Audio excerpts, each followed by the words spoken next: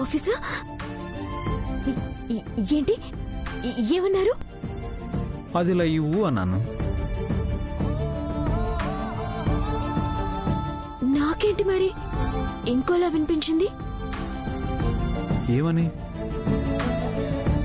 I love you అని. ఏమని? I love you అని. అవునా? ఒకసారి డాక్టర్ దగ్గరికి వెళ్ళి చెవులు చెక్ చేయించుకో.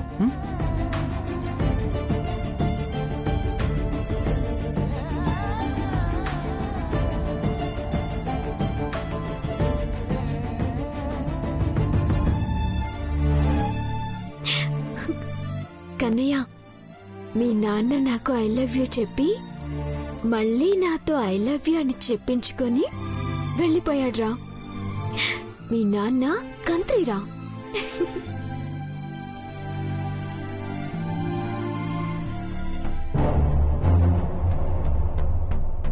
ఇప్పుడిప్పుడే శౌర్య గతాన్ని మర్చిపోయి కళ్యాణికి దగ్గరవుతున్నాడు.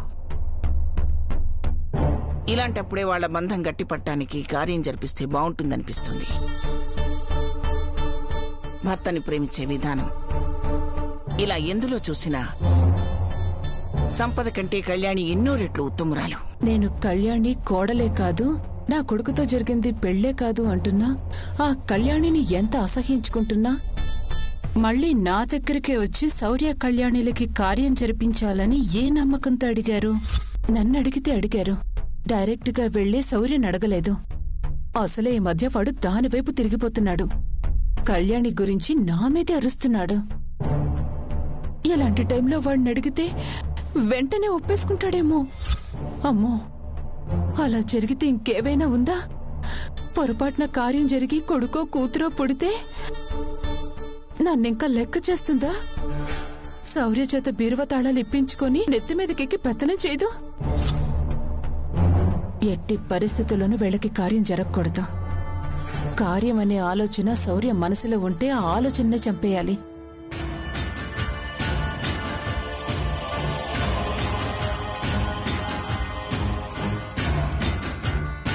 అమ్మా, ఏంటి ఈ టైంలో ఇక్కడ కూర్చొని దీర్ఘంగా ఆలోచిస్తున్నావు? నీ గురించే నాన్న. నా గురించా? అవునరా, నీకు కళ్యాణితో పెళ్ళయి చాలా రోజులైంది కదా. మేమింకా కార్యం జరిపించలేదు. ఆ అమ్మేంటి ఇంకా నాకు జరగాల్సిన ముచ్చట గురించి ఆలోచించడం లేదు అని నువ్వేమైనా బాధపడుతున్నావేమో అని నాకు బాధగా ఉందిరా. అయ్యో అమ్మా, అలాంటిది ఏం లేదు. నువ్వు అనవసరంగా ఏదేదో ఆలోచించి ఆరోగ్యం పాడు చేసుకోవద్దు. ఆలోచించకుండా ఎలా ఉంటాన్రా? నాకు నువ్వు ఆనందంగా ఉండడమే కదా కావాల్సింది. నిజం చెప్పు, నీ మనసులో సంపద ఇంకా ఉంది కదా?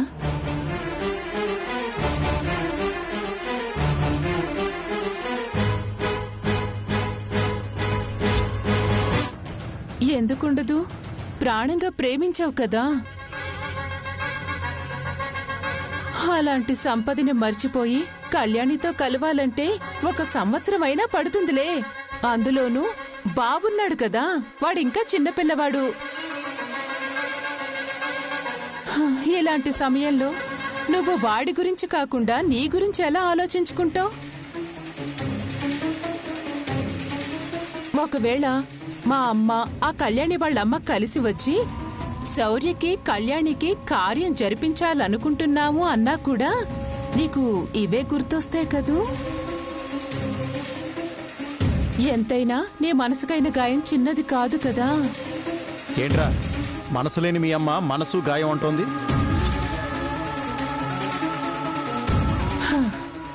ఆడవాళ్లు బాగా పూజలు చేస్తే మంచి భర్తని వరంగా ఇస్తాడంట. నేను పూజలు చేయను కాబట్టి నాకు మిమ్మల్ని శాపంగా ప్రసాదించినట్టున్నాడు. సొంత దొరికితే చాలు నా మీద పడతారు. శౌర్య, మీ అమ్మ నీకేం చెప్తుందో నాకు తెలియదు, కానీ అమ్మవారు బోనాలు జరిగిన దగ్గర నుంచి నీలో చాలా మార్పు వచ్చిందిరా. ఇప్పుడు కళ్యాణితో సహా ఇంట్లో అందరూ ఆనందంగా ఉన్నారు, ఒక్క మీ అమ్మ తప్ప. నేనేమో వీడికి పాత జ్ఞాపకాల్ని గుర్తు చేస్తూ కళ్యాణికి దూరం పెట్టాలని చూస్తుంటే ఈయనేంటి కొత్త ఆశలు చిగురించేలా మాట్లాడుతున్నాడు. శౌర్య, మీ నాన్న నన్ను ఇలా ఏదో ఒకటి అంటూనే ఉంటారు కానీ నువ్వు వెళ్ళి పడుకో. బాగా ఆలస్యమైంది, ఉదయాన్నే మాట్లాడుకుందాం. అలాగే అమ్మా. గుడ్ నైట్ నాన్న.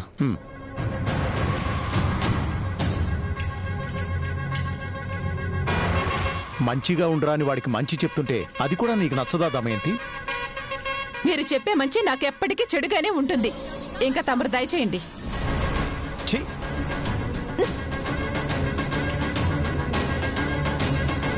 శౌర్య, నీకు పాత జ్ఞాపకాల్ని గుర్తు చేసింది, కార్యం గురించి నేను ఆలోచిస్తున్నట్టు చెప్పింది.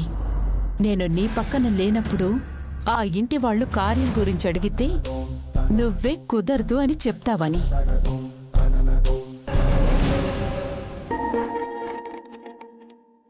ఆఫీసర్, మీరు బెడ్ మీద పడుకోండి, నేను ఎప్పట్లా కింద పడుకుంటాను. పర్లేదు కళ్యాణి, నువ్వు పైన పడుకో. నాకు అలవాటైంది ఆఫీసర్, నాకు కిందే కంఫర్ట్గా ఉంటుంది. ఇవ్వండి. వదులు ఆఫీసర్. కళ్యాణి, వదులు. బొదలరా? అయితే నేను చాప కూడా లేకుండా కిందే పడుకుంటాను. తర్వాత మీ ఇష్టం. ఏయ్, నువ్వు మోనిదానివి. నాకు తెలుసు. తీసుకో. Thank you. ఆఫీసర్, ఇవ్వండి. ఏయ్,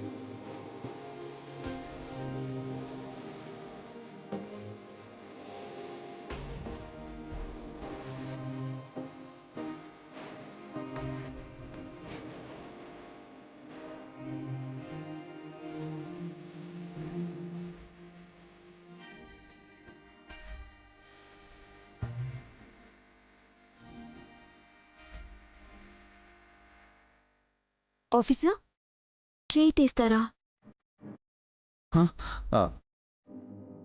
సారీ. బాగుంది. ఏంటి? అదే మీరు నాకిచ్చే సపోర్ట్. పడిపోతావు. ఏంటి?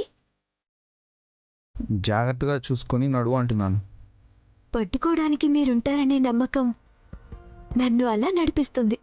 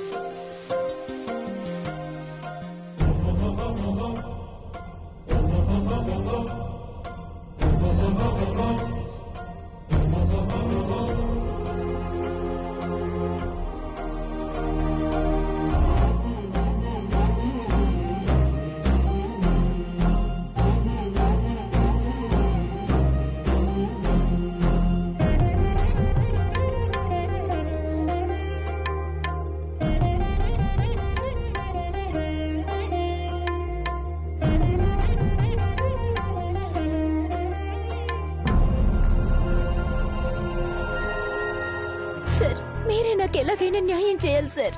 తనకి కాదు సార్, నాకు న్యాయం చేయాలి మీరు. మీ ప్రాబ్లం నేను సాల్వ్ చేయలేను. సార్ వాళ్ళు వస్తారు, వెయిట్ చేయండి. Good morning sir. Good morning.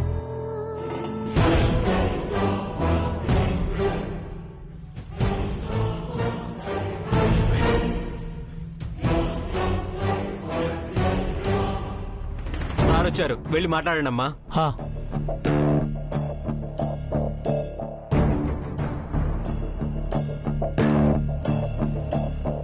Sir, నా పేరు లక్ష్మి అండి. ఈయన మా ఆయన కార్తీక్ సార్.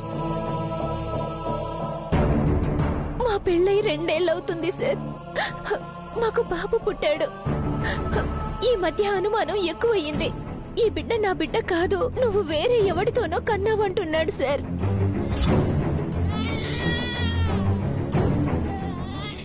అనడం ఏంటి? నిజమే కదా? వీడు నా కొడుకు అనడానికి గ్యారంటీ ఏంటి? చూడండి సార్ ఎలా అంటున్నాడు. నాకు న్యాయం చేయండి సార్.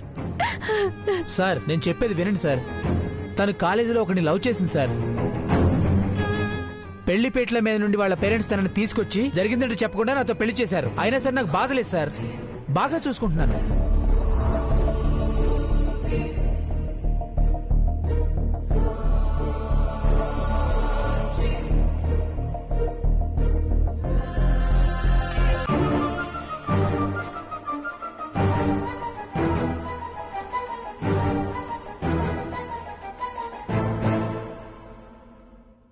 ఈ మధ్య దీని మాజీలు ఎవరు డైలీ ఫోన్ చేసి మాట్లాడుతున్నాడు సార్. బాగా డబ్బున్నాడు కదా, వాడు కావాలనుకుంటుంది.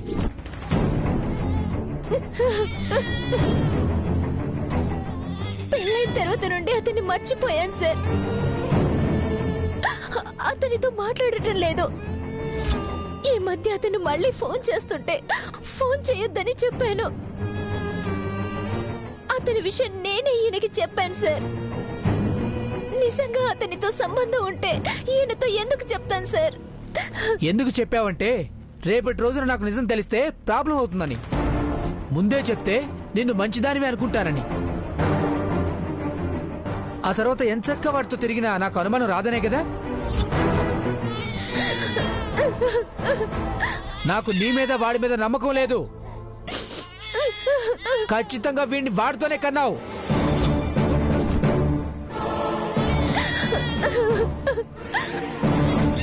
ఇస్తే నాకు విడాకులు ఇవ్వు, లేకపోతే DNA టెస్ట్ చేయించి వీడు నా కొడుకు అని నిరూపించు.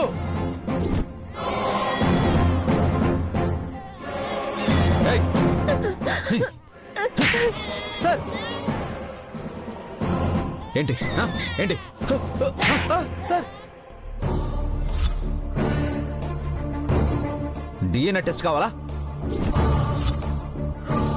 తన్నితో 2 years కాపురం చేసింది కదా, అప్పుడు నీకు తన ప్రేమ తెలియలేదా?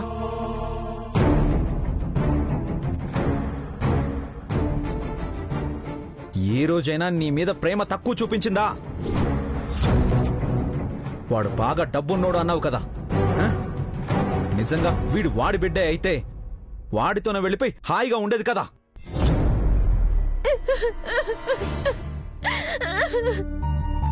నీ దగ్గరే ఉంటాను, నువ్వే కావాలని ఎందుకు అంటుంది? న్యాయం చేయమని పోలీస్ స్టేషన్ మెట్లు ఎందుకు ఎక్కింది? మగవాళ్ళం బయట కష్టపడొస్తున్నాం, పెళ్ళాం ఏం చేస్తుంది, ఇంట్లో ఖాళీగానే ఉంటుంది అనుకుంటాం. కానీ వాళ్ళు అనుక్షణం మన గురించి, మన పిల్లల గురించి ఆలోచిస్తూ ఉంటారు. భర్త ఆఫీస్ నుండి వస్తే ఏం చేసి పెట్టాలి, ఎంత ప్రేమగా చూసుకోవాలి అని ఆలోచిస్తూ ఉంటారు.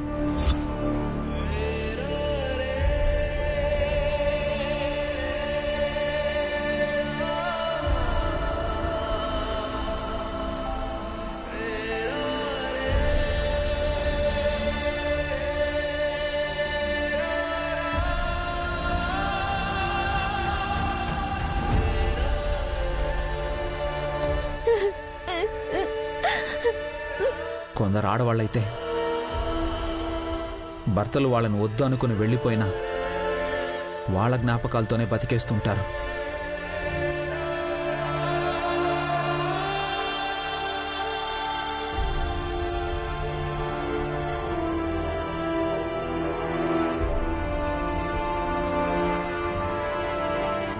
మరికొంతమంది అయితే భర్తలు ఎన్ని కష్టాలు పెట్టినా ఆనందంగా భరిస్తారు.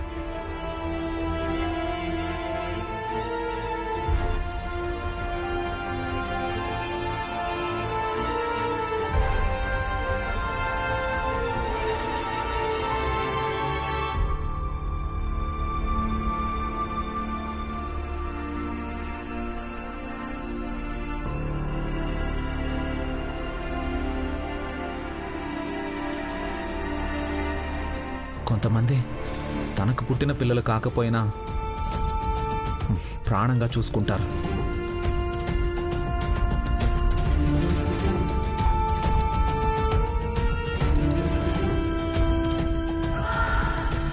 బాబు నా కొడుకు కాదు, అలాగే కళ్యాణి మీ కూతురు కాదు. ఎందుకు ఇంతలా నటిస్తున్నారు?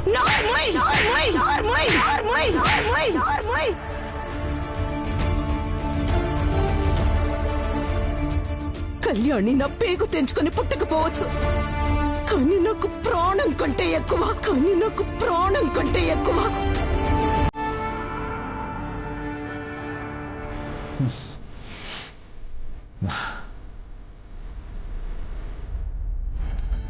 అలా ప్రేమ చూపించేవాళ్ళు చాలా తక్కువ మంది ఉంటారు.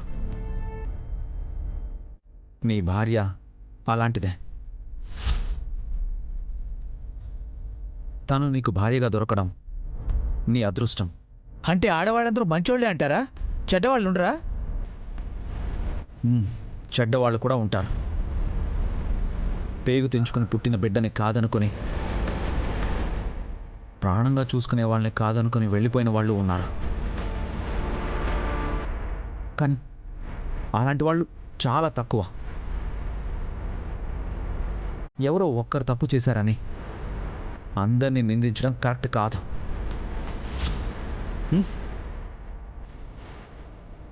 నీ భార్య మీద నీకు అనుమానం రాకముందు బాబుని ఎత్తుకున్నావు కదా, అప్పుడు ఎప్పుడైనా ఆ బాబు నాకు పుట్టినవాడు కాదు అనిపించిందా?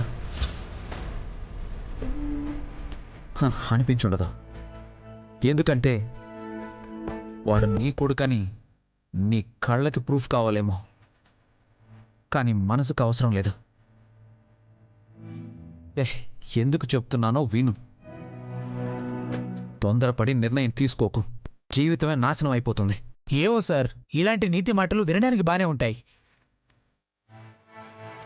మీరు నా ప్లేస్లో ఉంటే నా బాధ మీకు అర్థం అవుతుంది. మీ బిడ్డ కాని వాణ్ణి మీరు పెద్ద మనసుతో మీ ఇంట్లో ఉంచుకోగలరేమో, కానీ నేను అలా అనుమానంతో బతకలేను. ఇప్పుడు మీరు చెప్పినట్టే వీడు నా బిడ్డ అని ఇంటికి తీసుకెళ్ళాననుకోండి, రేపొద్దున వీడు నా బిడ్డ కాదని ఊరిలో వాళ్ళందరికీ దీన్ని మాదిరిలో చెప్తే,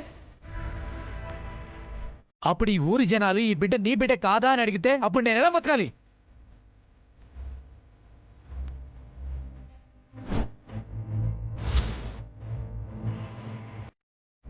మీ ఇంట్లో ఉన్న పిల్లాడు మీ మనవడు కాదంటే గాని నలుగురు అడుగుతుంటే నేను తల ఎక్కడ పెట్టుకోగలను? చెప్పండి సార్, ఎలా బతకాలి? బతకలేవా?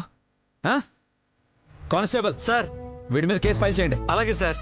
సార్ సార్ సార్ ఏమండి